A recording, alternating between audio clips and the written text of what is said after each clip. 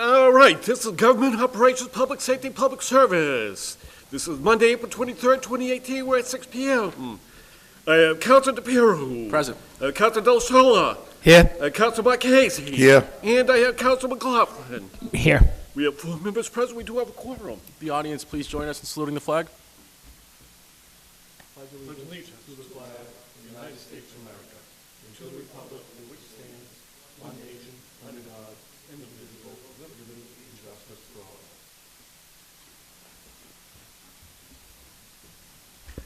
all. All right, first piece of business is a resolution up by Councilor Matusky that a representative from Eversource appear at this meeting to discuss the construction of a 25-foot wall along the length of Broadway.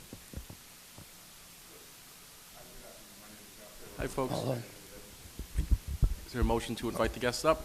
Motion made to have our guests come before us. Motion made and seconded that to have the- our guests Second. and sponsor before us. All in favor? Aye. Please step forward and you can begin your presentation. I just want to remind the councilors, we do have a tight window to get through this agenda tonight, as our regular meeting's at 7, so please be mindful of that. Thank you.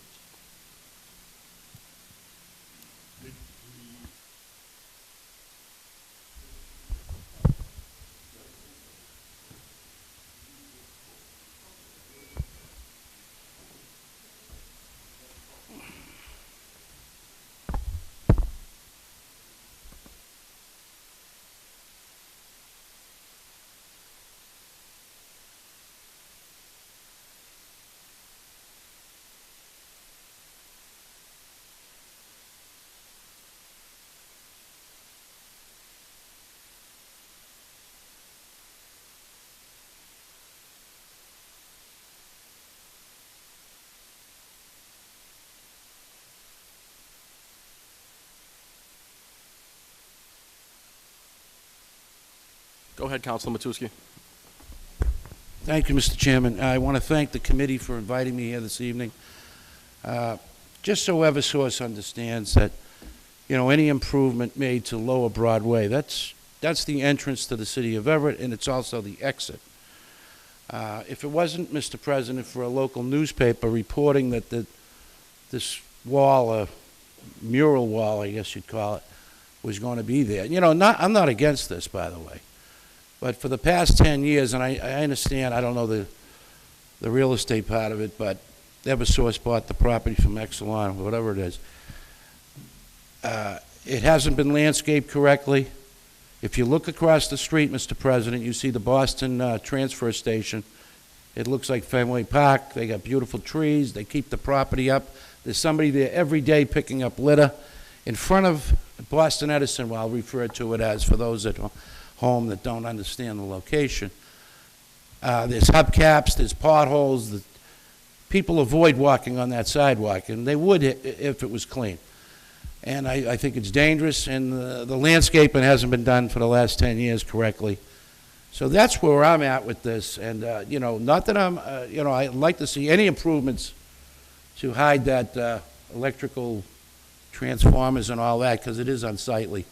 And we are going to have the casino across the street, and this would enhance the whole area as you come in or leaving Everett.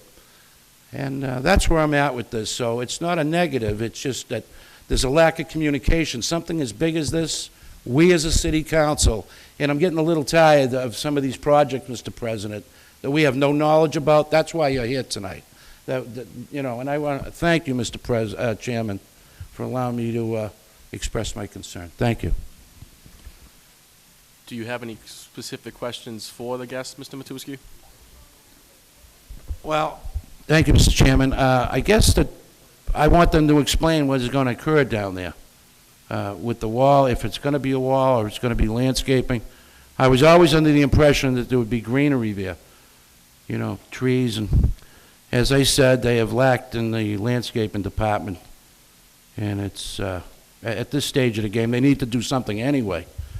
But it's my understanding, if I can ask the young lady and the gentleman here, it's my understanding also that they're going to push that area back to have 2 lanes coming off the bridge into Everett, which is a good idea for parking for the casino and the general area. But, I mean, I'm in the dark on the whole situation, so any information we get would be helpful to me and the people that are concerned. Okay, they are setting up the presentation now. If you want to begin with anything, please introduce yourself and feel free to do so.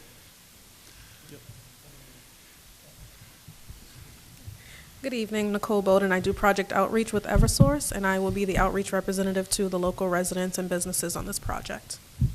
And I'm Bill Zamparelli, Community Relations with Eversource. Thank you for coming. Apologize for being late. Traffic was That's okay. there. As Josh sets up, he has some renderings and drawings of our fence design that he'll go through and talk about the project. We hear your concerns and thank you for voicing those. I'm fairly new to the company. I will bring those issues back and to the folks that I report to and let them know.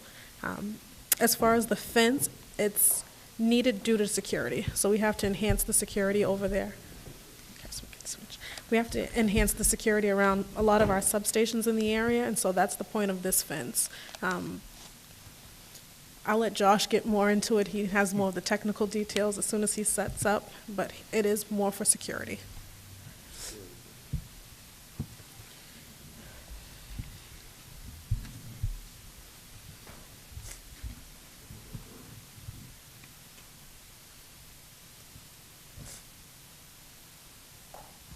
When you guys do eventually leave tonight, just please drop off some business cards so we have your names for the record. Thank you. Perfect.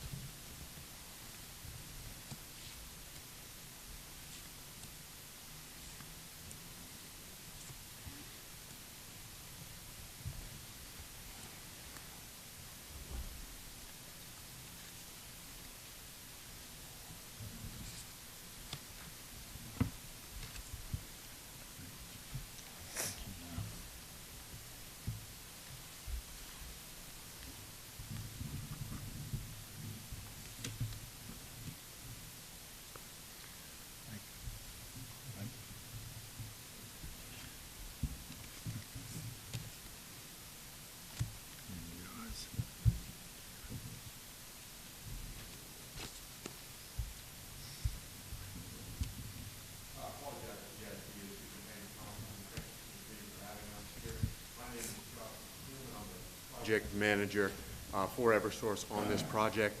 I hope you'll bear with me. I've only been on the project for a few months, took over at the beginning of the year. You may have met my predecessor previously who met with the committee or met with city personnel to discuss what we were doing. I'm happy to be here to talk to you about what we're doing, why we're doing it, and when we want to do it. Again, this is a replacement fence project for the Mystic substation located at the old Boston Edison. We have 2 yards there that are Eversource property. Outside of that, you know where the power plant is. Much of that is owned by Exelon. But my job is to now enclose those 2 electrical yards with new perimeter fence. We have taken previous conversations with the city, both here and with Boston, and there has been some suggestions towards aesthetic modifications that we might be able to make to the perimeter fence to make it more attractive. And I think what we've put together and what we're here to suggest tonight is really going to be an improvement not only on previous designs, but on what's out there already. And we think everything's going to look a lot nicer once this project is done. Here's an overview of the 2 electrical yards in question. Again, abutting Exelon property along Alfred Street and along Dexter Street. So to be specific, we'll be coming in for the most part with 15-foot perimeter fencing. There is a section of 20-foot fencing. I want to stress that this is a Federal Energy Regulatory Committee guideline that's mandated all utilities, regional utilities across the country, upgrade security at particular substations. And there are engineering and technical criteria that dictate what the fence heights are going to be in particular areas. This is what was developed by our line of sight folks, and this is the size of the fence that'll be going back in. With consideration of the aesthetic modifications to that perimeter fence, you can see here where we intend to improve the aesthetics and make graphic representations that will hopefully help flow and break up what is already a very industrial area. This will be the complete area along Alfred Street and Dexter Street as well. Our thought process, we want to be sensitive to the local community. We really want the pedestrians and motorists to have a natural feel as they're driving through and walking. So again, creating an aesthetic treatment for the enclosure, it fits with our manufacturer's ability to supply product. There's very high degree of technical requirements, and not every fence manufacturer can comply with those, but we feel like we have a good fit here. We're going to be utilizing a graphic pattern to create visual interest for both pedestrians and the motorists. We do have some operational constraints. There has been discussion of plantings and vegetations. While we do not intend on removing current vegetation that's there, namely the trees that line Alfred Street, we can't, say, plant ivy as an aesthetic modification to this fence, just because that's an operational concern. We'll have cameras up there. It'll overgrow, and it'll become a problem with our operational and maintenance folks. So at the end of the day, this is what the perimeter fence is going to look like. I'll get into the specifics of how we're going to break this up with color and tone and pattern in a moment, but effectively this is a rendering. We're working with an architectural firm in Boston called Teal. They've done quite a bit of work in Boston recently, and they've kind of worked with us to develop this framework. This will give you an idea of what the city's, the Alfred Street and Dexter Street cross-section will look like. Along Alfred Street, at the corner of Dexter, we'll have 20-foot sections, effectively 11-foot panels on posts. And here's the 15-foot view. Now, we recently met with the BPDA to give them this exact presentation. Their preference and our preferred solution is what we would call the foliage gradient, and we feel it's a natural way to both achieve operational and functional concerns that we have for long-term usage of this fence, but also provide a more aesthetically pleasing finished product for the city.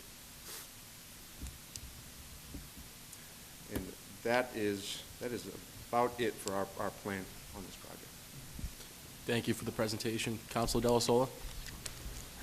Good evening, everybody. When you keep saying fence, you're actually talking the wall, correct? You say perimeter fence, it's actually a wall, not a chain link fence, correct?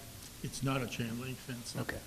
Just that you keep saying fence, in everybody's mind. I know I've talked to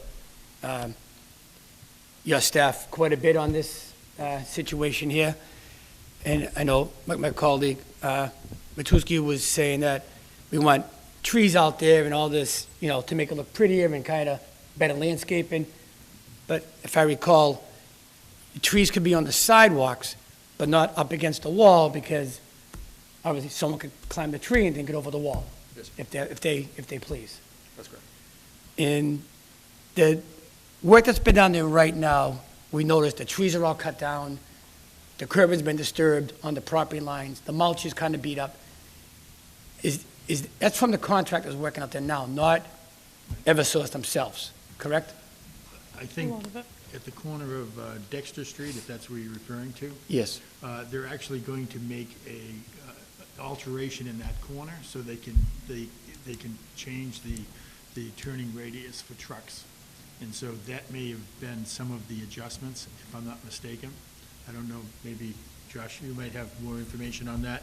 No, I'm sorry, Bill. You don't, okay. But that's my understanding. I think a better characterization of this might not be a wall, but a barrier. Correct. It's really, to create a barrier. It would be made out of concrete, No, sir, it's metal fence. the metal, is it like, I'm looking at the metal fence, like if you have an expressway going up Route 93, on the right, almost where the gas tanks are, but way back towards Boston, they had that Yes. sheet metal wall up there, but after so many years, it rots away, the paint peels, but they'll be all maintained by Eversource itself, once the ball gets rolling. And again, this is all by Eversource standards. It has to be put up we're just trying to make it more presentable driving by the street with like council says, you get the casino on one side with the grass and the trees, beautiful, and you don't want to have a plain old ugly, Right. I'll call it a wall, on the other side. So, but again, this is something that has to be done, safety for everybody.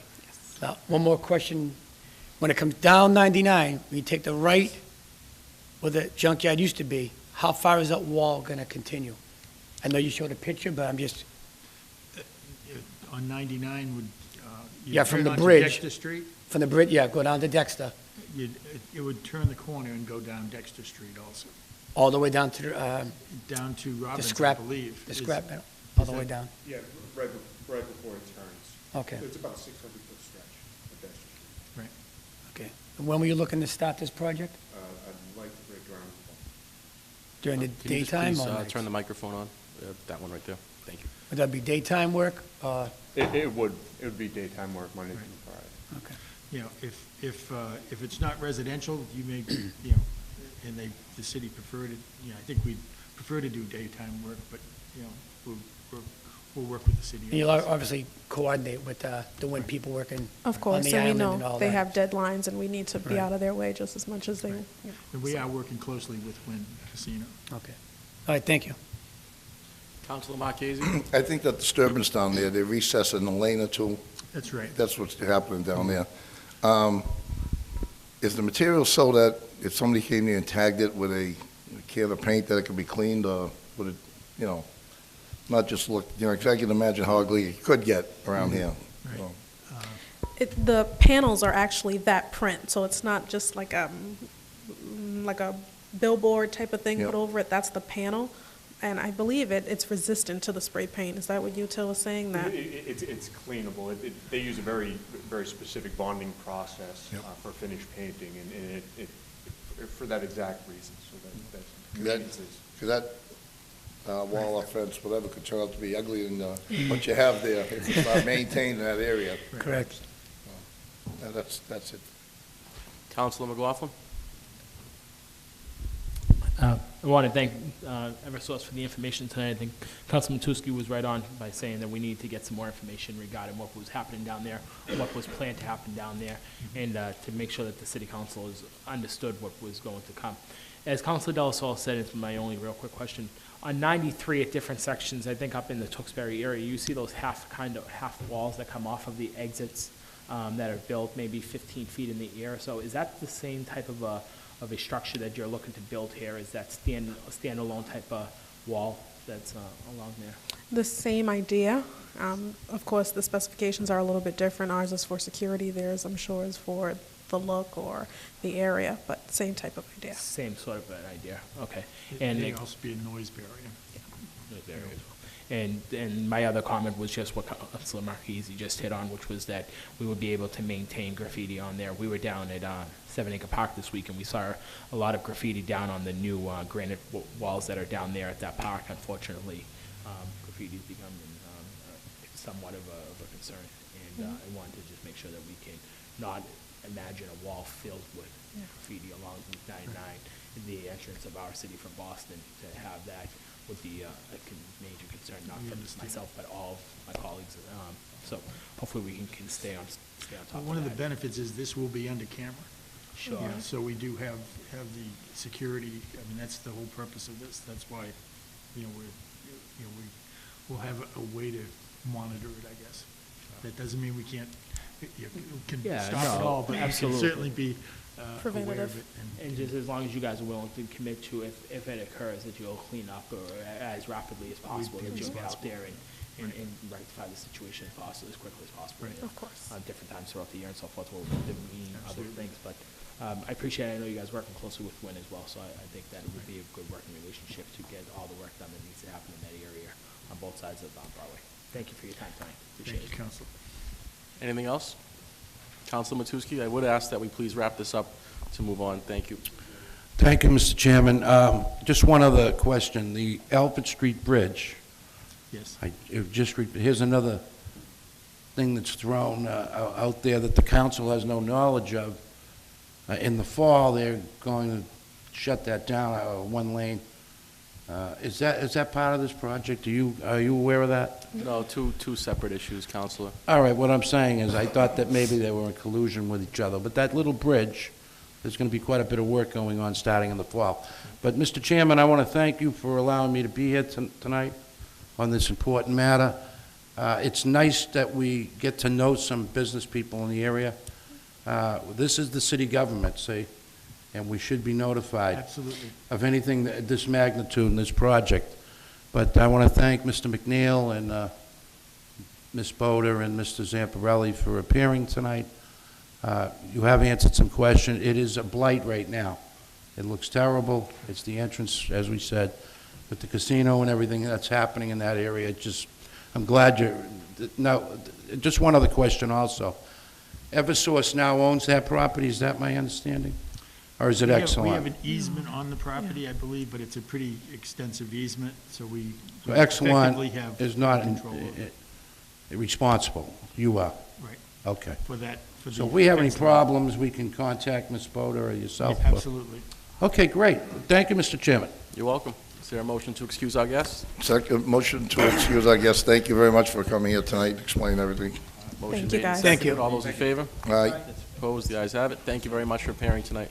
Mr. Chairman, can we take? I would item- ask that we take items number 5. I do see some We make a motion on this? administration members of the Cavarian School, but we do What's have the to motion on take this here, action on guys? that piece first. Anthony, what's the motion on this? Refer back to sponsor?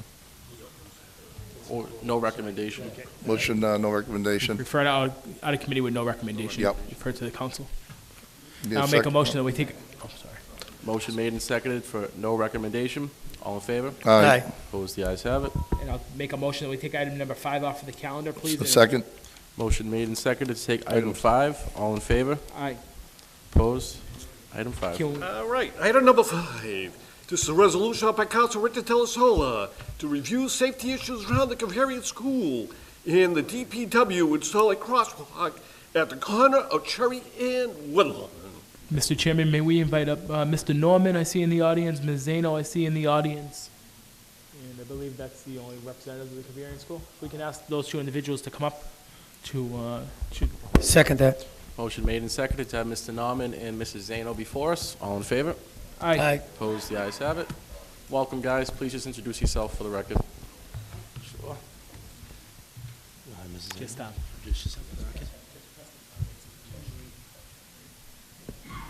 I'm Elaine Zano, the assistant principal at the Cavarian School. Alex Norman, principal of Cavarian School. I'd like to thank the committee for having us here tonight to hear some of these issues. I'd also like to thank Councilor Del Sola for attending our February school council meeting to hear some of the concerns that some of our parents, we have two of our council parents here, Michelle Canas and Nikki Zide. We had some concerns about some of the traffic safety issues around the Cavarian School. I'd also like to inquire specifically about the physical state of Mr. McLaughlin. I know he worked very hard in the mayor's cleanup on Saturday, on Earth Day, and I'm assuming he's pretty sore because he was holding a shovel up. He was doing a great job at that on Saturday, so. Mr. Norman, I'm glad to see you came to work into the city today, really. You did work hard on Saturday. I appreciate your efforts on Saturday. So we acquired the first thing we wanted to talk about was there's a lot of there's some traffic safety issues around the Cavarian School that I think could be easily resolved. The first one that we brought to Councilor Del Sola's attention was a crosswalk going across Woodlawn, where Cherry Street intersects it. I think there may have been one previously there. I don't know if the road got done over and it has just been forgotten about, but there is not a crosswalk currently the backside of the Cavarian School where Cherry Street intersects with Woodlawn. So students come from that side of coming down Hospital Hill to cross over, and there is no crosswalk there currently. That was kind of our first matter that we wanted to discuss. And we wanted to see if we couldn't get some help in putting a crosswalk there first from Woodlawn, going across Woodlawn to Cherry. The other issue is the signage around the Cavarian School. That was the second issue. There are crosswalk signs, but if you look on Ferry Street, anyway, I know there's a traffic light where Nichols Street intersects Ferry Street. There's a traffic light there, there's a crossing guard there, there's crosswalks there. But you go up and down, I don't know, I'd say about 300-400 feet either way from that light, there are no crosswalk signs, no flashing lights. And we know Ferry Street, there's a history of some dangerous accidents that have happened on, and some tragic accidents that have happened on Ferry Street involving students crossing guards, et cetera. There is no flashing lights on Ferry Street. When you come down, I believe that's right by the Fine Mart there. What street that is. Chestnut. Is that Chestnut? Chestnut. Right where it turns? Yeah, Chestnut. There's nothing there. There's no signage there except when you get to the crosswalk that shows that you're entering a school zone, and cars come right down that street, coming pretty fast. And they take that turn, and before they know it, they're on top of that crosswalk that goes across right in front of Universal Screening there. So I know that they've put up some blinking lights, or solar-powered blinking lights that show that there's a school zone, slow down. If we could have those, if there was any chance, we would be able to get some of those for not only Ferry Street, which is highly trafficked, but Nichols Street as well. That was the second order of business. The third was we also discuss the traffic as a whole and the safety as a whole, and the backups that occur around the Kavarian School during entry and upon dismissal. And I don't know if this is possible, I know it's been looked into before, is trying to establish a one-way during entry and dismissal, so I'd say 7 to 7 and 9, and 1 to 3, coming off of Ferry, down Nichols, up Woodlawn, and then back down Cherry. It would help steer the traffic in a way that wouldn't cause a lot of backups, we hope, and would increase the safety levels around the Kavarian School. Are there any questions? One more time, get that pattern one more time. You're coming down 7 to 9 in the morning. 7 to 9, and then 1 to 3, so during entry and dismissal, establishing just a one-way, so kind of a do not enter during those times. It goes down Nichols towards Chelsea, turns up Woodlawn towards the high school, and then turns back down Cherry out to Ferry Street, okay, during those hours. So it's a kind of counterclockwise around the school. I think there was one more issue. Councilor Del Sol? There's one more issue we talked about was the, during snowstorms, with the neighbors not shoveling the sidewalks. Oh, yeah, so as far as the safety goes, thank you for bringing that back up. We have, around the Kavarian School, there are, coming down from Ferry Street, down Nichols, there are a couple of houses on the school side of the street that we always have to call, whether it's, we call up to the city to try to get that snow removed that comes down right from the corner of Ferry Street down Nichols, and students are walking on the street. It also occurs, the snow removal on Woodlawn, where they don't shovel out to the crosswalks, they just shovel out to the street, and students are walking around piles of snow to access those crosswalks. We got 5 or 6 pieces here. I think a few of them are going to go different departments on this. I do have the whole list here. Yes. Refer what we can to traffic, and the Right. rest I would refer to the mayor's office. Right, 'cause on the snow issues itself, I'd like to see, I know we have a contractor to do the school property itself. I'm not trying to take any work away from the city, but if they were able to make that route on the sidewalk when they do the work at the school itself, if that can be, Nichols side street. yeah, they can go down Nichols, up, just like the traffic would go, down Nichols, on Woodlawn, and back down to Cherry. If a Bobcat can make that sweep, I know the city's busy on their own, not trying to take any work away from anybody, but if the contractor who does the city work, the school work, can do that route, and might be an extra charge, but it's, right, but they have 48 hours after storm, see, that's the problem. Right. Exactly. Get those late night storms right before a school day. And Right, so we can get these to the proper departments, whoever is responsible for this, then I think we can resolve the problem. And on the crosswalks, definitely the blinking lights, the solar ones, at least on Woodlawn. That's, you come over the hill, and a crosswalk's not gonna, No, we you're not want gonna one see there, it. but it's not gonna make you See it. open your eyes for a Yeah, second. there's there with kids. one sign that's currently maybe at the, right where the intersection of, is that Harvard Street that comes down? Yes. But it's, far and away from where the crosswalk would be if Right. we put it in. All right, thank you.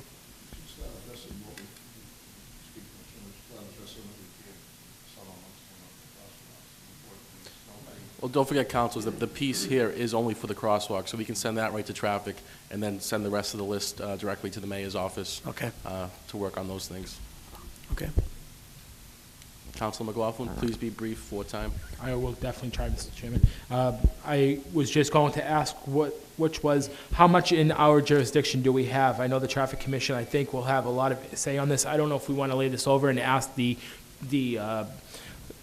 Sergeant Hannon to come and talk to us on these matters, because I think that his body, or his board, will have a lot of influence on a lot of these issues. I don't know if it's proper to bring him to our committee to ask him to come and discuss, or if we should go to his committee. But I think that working collaboratively together should open up the dialogue, because I think a lot of these concerns fall, unfortunately, not in our jurisdiction, but in their jurisdiction. But we all feel concerned about the issues, so I'm sure we all want to work together with traffic on that. So I'm not sure if it's proper to lay this on the table to our next meeting and invite up Sergeant Hannon. Yeah, I think for the Because safety they're not reasons that were outlisted, I think we're better off sending it right to Traffic Commission, then following up and having The only problem is, the only thing we can refer afterwards. to traffic right now is the one crosswalk. Yep. And we've raised 5 issues. That's why I don't know if we want to leave it in our committee. That would prolong it, though. We could If we have laid it in our discussions. committee, we could amend it here on the floor right now, right, to add these other issues, You leave it in could. our committee and invite up Sergeant Hannon in the next meeting. You could, that would just delay it a month instead of having a conversation with those individuals. Okay, I'll do whatever you guys want to Yeah. do. It doesn't matter to me. I don't know what the best prudent way was, because there's other issues other than the crosswalk that has been raised tonight, so I wasn't sure. But I'm willing to do whatever you guys wish. I think that would be the most efficient way to do it. Is there anything else for the guests? So can we amend this piece by adding those other issues as we send it to the mayor's office? You have to do it. Or for are the we going floor. to send this to traffic and then put another piece on to talk about the other 4 items that have been raised? I was going to refer the crosswalk to Traffic Commission, then just send an email, Counselor, with all the other issues. Okay, great. Yeah, perfect. All right? Is there a motion to excuse, I guess? So we'll make a motion that we refer item number 5 to Traffic Commission? It has to be done at a regular meeting, though, right? Oh. With the recommendation to refer to traffic. Sorry. Is there a second? Second. Motion made and seconded to refer to the regular meeting with the recommendation that it gets sent to the Traffic Commission. All those in favor? Aye. Opposed, the ayes have it. Thank you very much for coming, guys. I'll follow up Thank with Thank you you, gentlemen, as well. appreciate all the help. Thank you very Thank you. much. All right, item number 2, this is a resolution up by Councilor Wayne Matusky, that the city engineer appear to update much-needed improvements on Cabot, Revere, Second, and Bow Streets. Where I don't see the sponsor or the engineer, would you like to lay this over, or what's your Make a pleasure? motion, we lay this over for 1 month and invite up the city engineer again in 30 days from now. Second that. Motion made and seconded to lay this over to the next government operations meeting with the request that the sponsor and engineer appear. All in favor? Aye. Opposed, the ayes have it. Item number 3, this is a resolution up by Councilor Anthony DePiero, Leo McKinnon, to discuss new badges for the auxiliary police force in the funds appropriated last year for auxiliary expenses.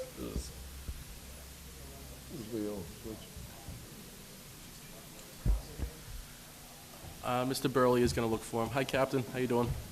I apologize, Mr. Chairman, you are the sponsor, I apologize. Yeah, I believe Councilor McKinnon is here, so let's just wait a moment.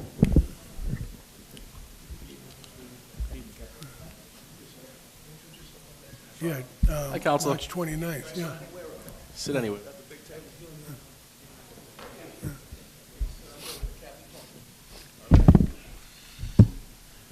that on? Councilman McKinnon, Ward 4, 27 Newton Street, Welcome. Everett. Captain Bastieri, you have a police department. Where would you guys like to start? Is there a communication, Captain, or there was last meeting? Councilor Okay, McKinnon? the 29th, but I think you weren't here. I wasn't, yeah. Chief had a communications that passed out. I just, quick question to the board. Do we have a copy of the communication? Because I wasn't present for that. Do we have it? Maybe out back. It was pretty much the chief had outlined that there was no formal conversation. Do you have it, Counselor? He has Can I it. have like 2 minutes just to? Go right ahead.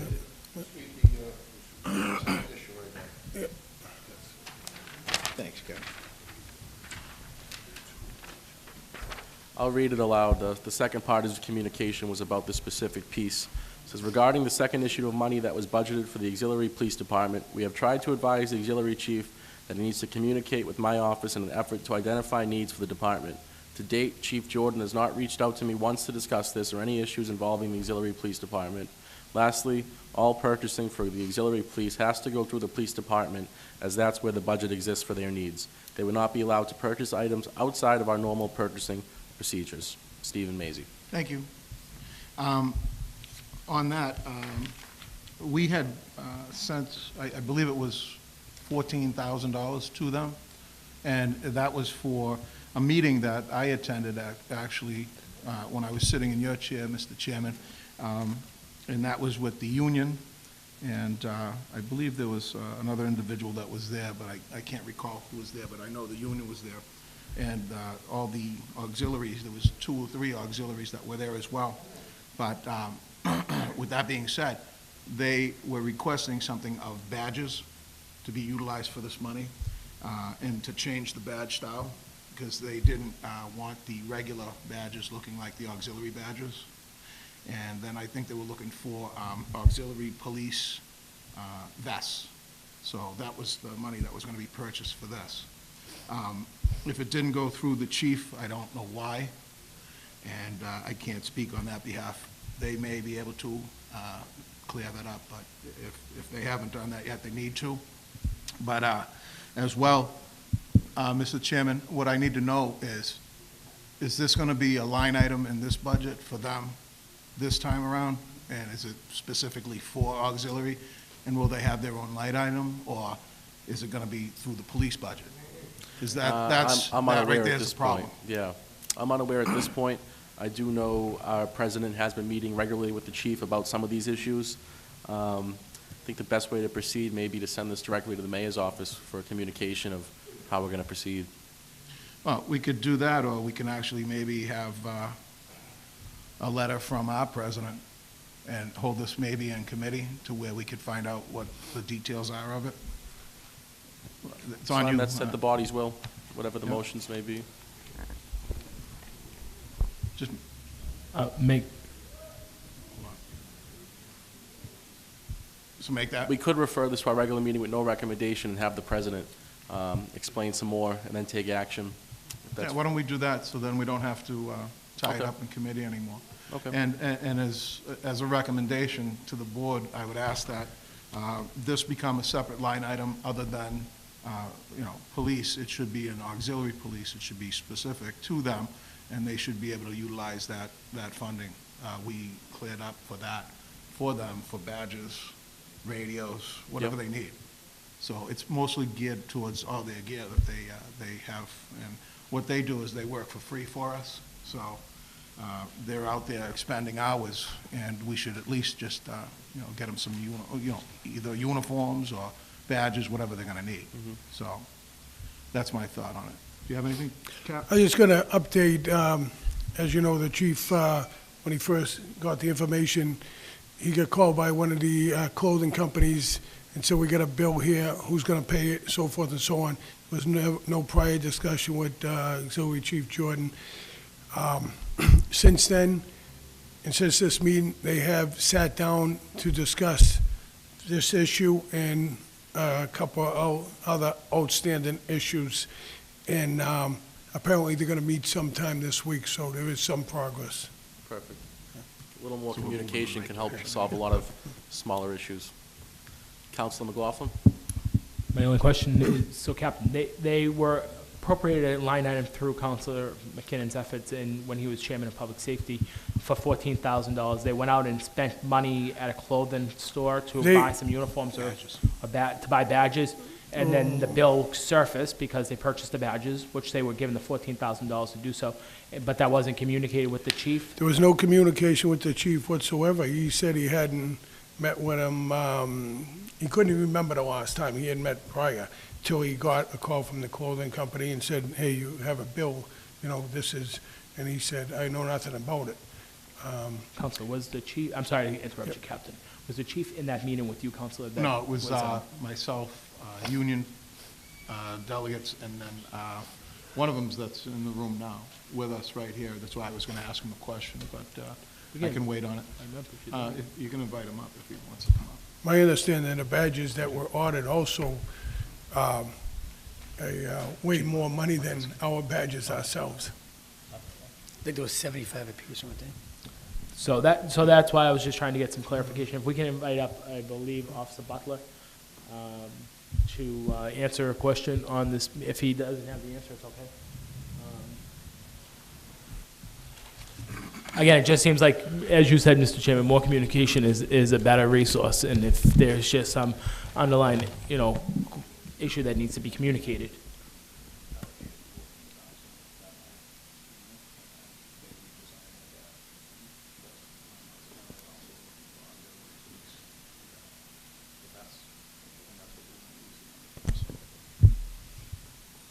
So I don't know if you can recall the meeting that we're referring to, but was it pretty clear, and I'm not going to put you on the spot, but was it pretty clear that there was going to be a certain amount of money allocated for the purpose of clothing, badges, and maybe other uniform type necessities?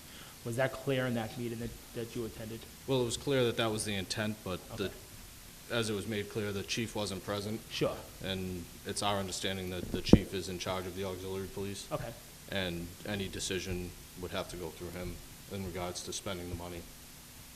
So we appropriate the money, but he still has to give the final sign-off or final approval? Counselor, the auxiliary budget falls within the police department, so he has full authority over such funds. I think that the main issue was that there was no discussion before the purchase, which I know it is their money, but...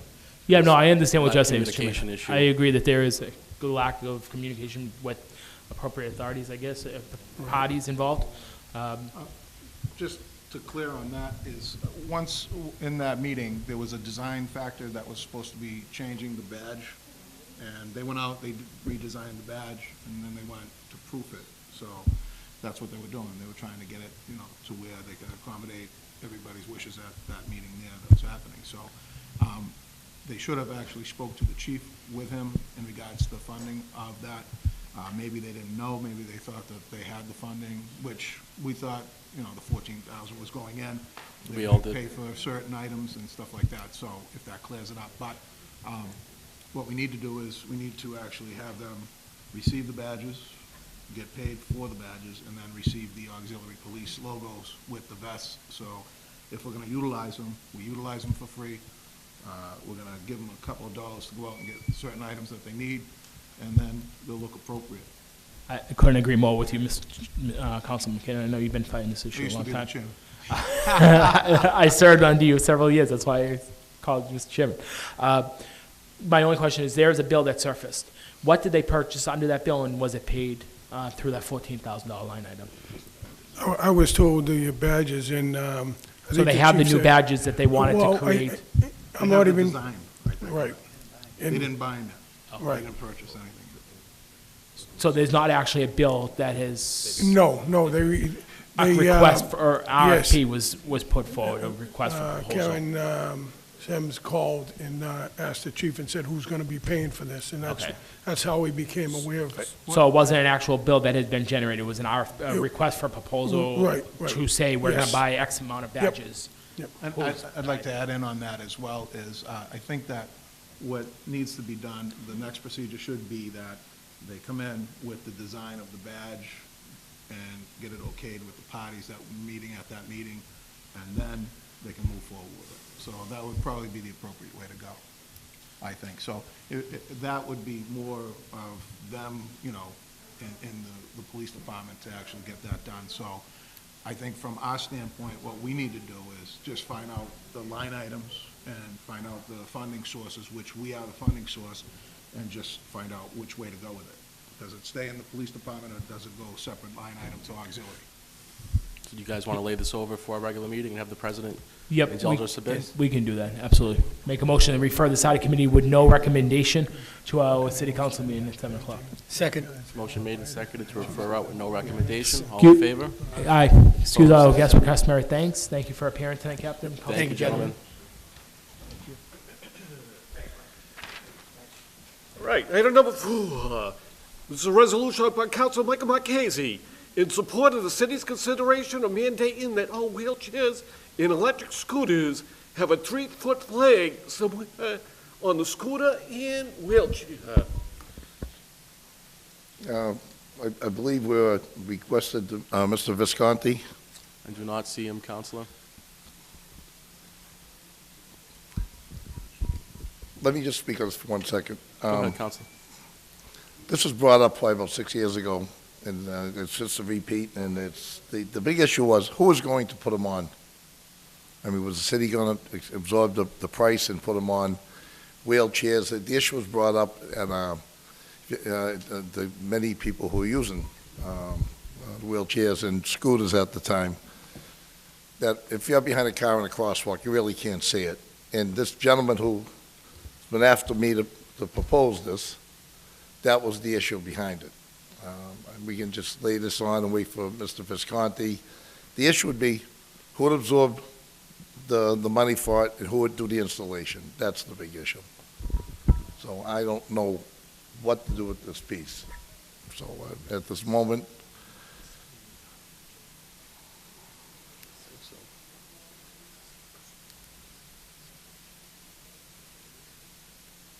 I mean, do I send this to the mayor's office?